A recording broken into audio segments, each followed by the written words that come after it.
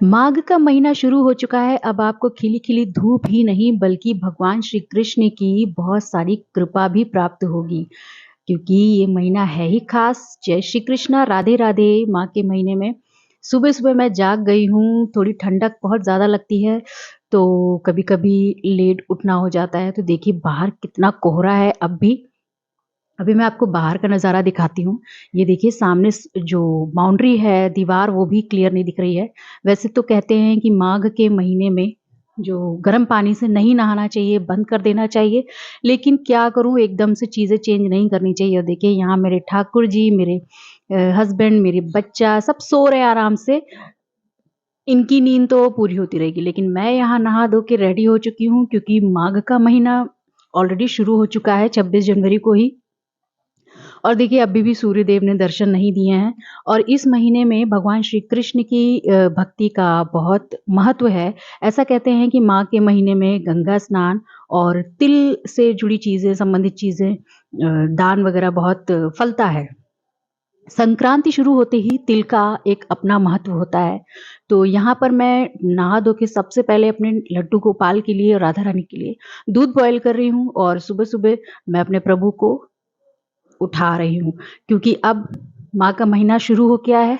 मैं अपने प्रभु को डेली अब स्नान कराऊँगी। अभी जब बीच में बहुत ठंड पड़ने लगी थी, तो मैं 2 दिन में 1 बार नहला रही थी। और माघ के महीने को श्री कृष्ण जी का ही महीना माना जाता है।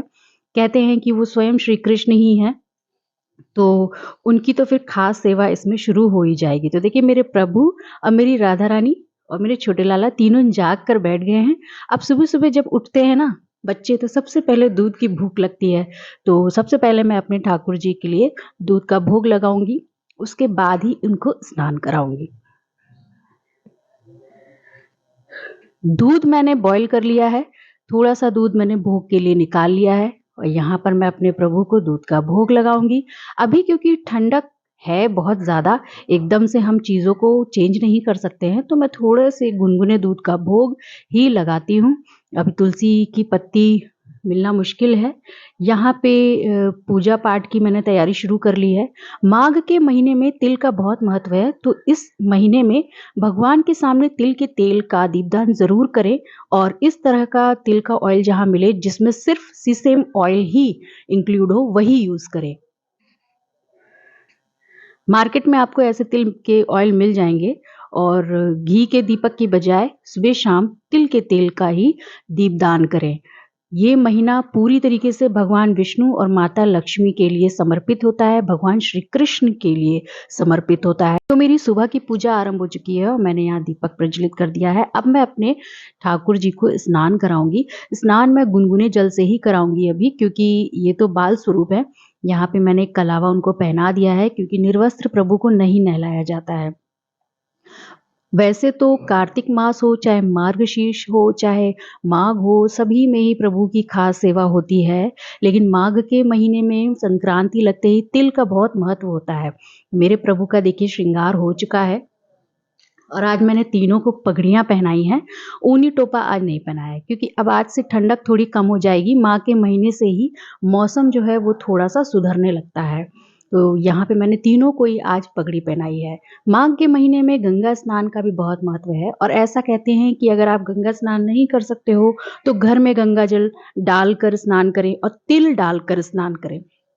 बाकी माघ महीने की जो पूर्णिमा और अमावस्या होती है, उस दिन दान ज़रूर करें, और तिल की बनी चीज़ों का दान ज़रूर करें। तो मैं भी जब पूर्णिमा और अमावस लगेगी माघ महीने की, तो मैं सबसे पहले यही काम करूँगी।